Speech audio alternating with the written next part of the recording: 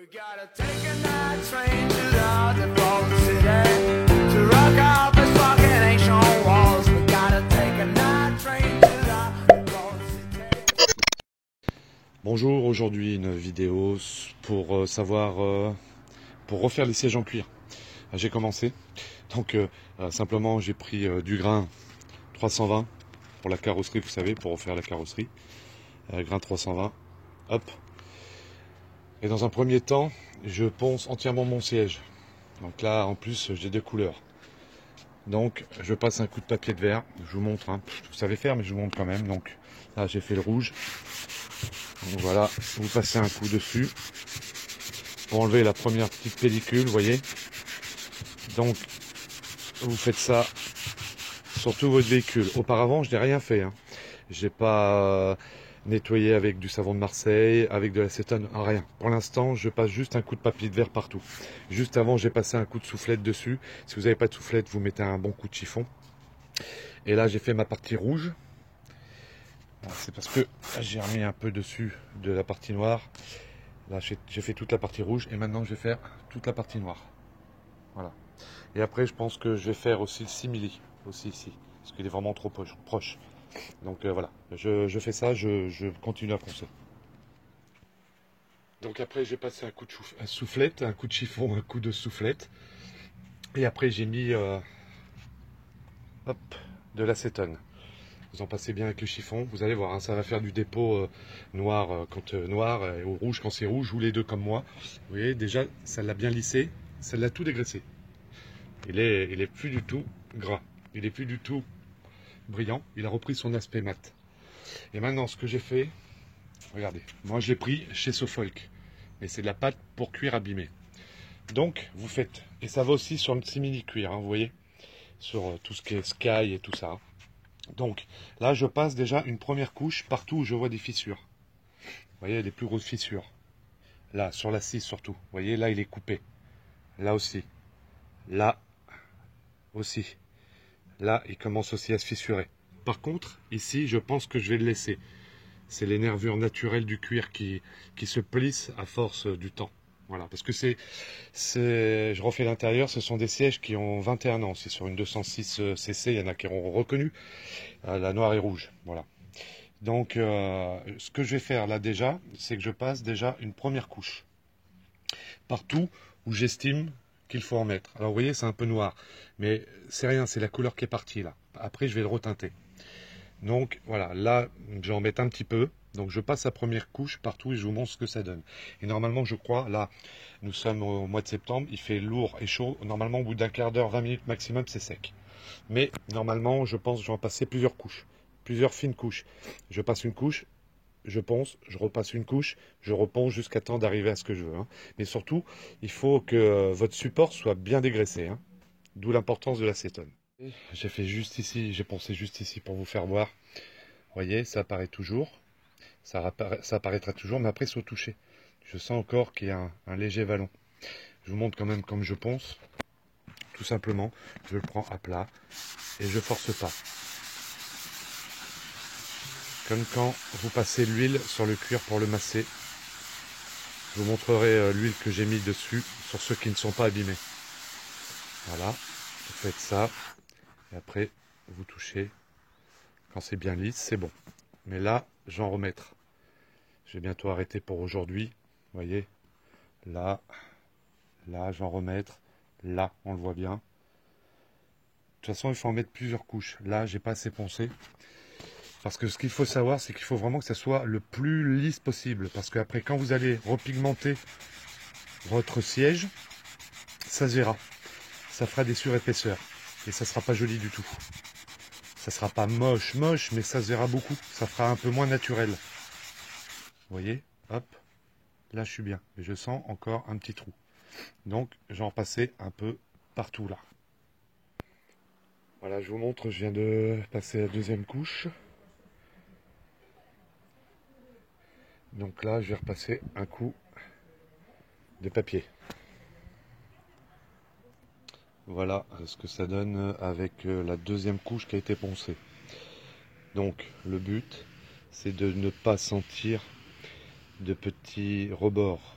Vous voyez, il faut que ça soit uniforme pour que, une fois que ça sera teinté, ça fasse pas des petites épaisseurs que vous pouvez pas forcément voir comme ça là, si vous ne touchez pas, et qui se verra après, ça fera toujours un tout petit bourrelet là, vous voyez, enfin je sais pas comment l'expliquer, ça fera toujours pas très propre. Donc voilà, je l'ai fait aussi sur côté cuir. La seule peur que j'ai, j'espère que j'étais un petit peu plus bas, j'étais obligé, j'espère que lors de la teinte et du vernis final, ça ne se verra pas trop. Sinon, vous voyez, là je ne l'ai pas fait encore. Il faut savoir qu'il faut vraiment faire des couches fines, quitte à en faire 2 voire 3 pour éviter trop de longueur de ponçage. Sinon, malgré ça, vous voyez, en 1h30, j'ai pas beaucoup avancé. Là voilà, là c'est bon, c'est prêt. On ne sent rien du tout. Et je l'ai fait aussi sur le simili. Il y avait un trou là et un trou là. Et c'est bon, on ne sent plus rien.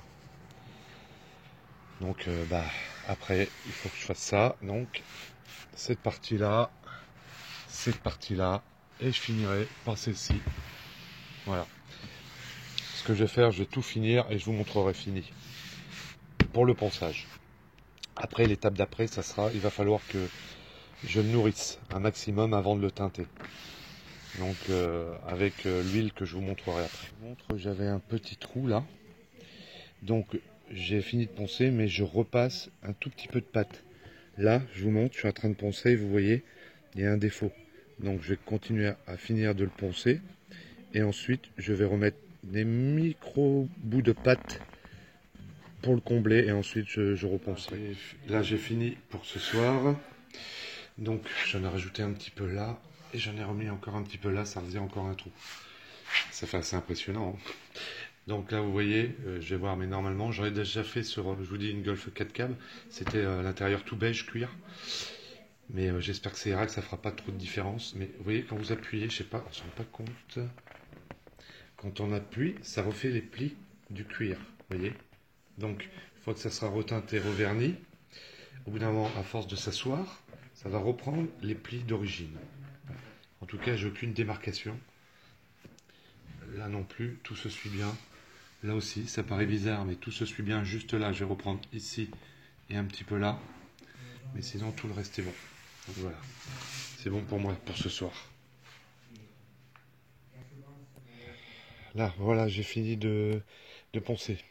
Donc j'ai passé un coup de soufflette, ou si vous n'avez pas un coup de chiffon. Après, j'ai repassé un coup d'acétone. Voilà ce que ça donne. Mastiqué et poncé. Alors vous voyez, il y en a pas mal qui est parti hein, en ponçant. Hein. C'était juste aux endroits qu'il y avait besoin. Et puis après, quand vous passez le papier à poncer dessus, bah, ça s'élimine quand il n'y a pas besoin. Ici, vous voyez, ça fait un peu rose. C'est parce que quand je passe le chiffon, il y a toujours un petit peu de restant qui arrive à voyager un peu à droite à gauche. Donc maintenant, je vais mettre l'huile avec le chiffon. C'est parti, donc je suis en train de mettre donc de l'huile de pied de bœuf, 100% pied de bœuf. Alors ça vous en trouvez partout, Casto, Leroy Merlin, enfin toutes les grandes surfaces de bricolage. Donc vous en mettez sur votre chiffon et tout simplement vous le mettez dessus, comme si vous massiez.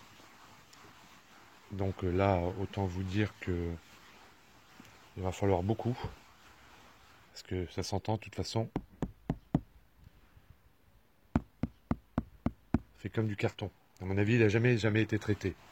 Bon, c'est pas un reproche, hein. J'ai tendance à faire pareil. Mais c'est ce qui fait que le cuir durcit, se craquelle et se coupe.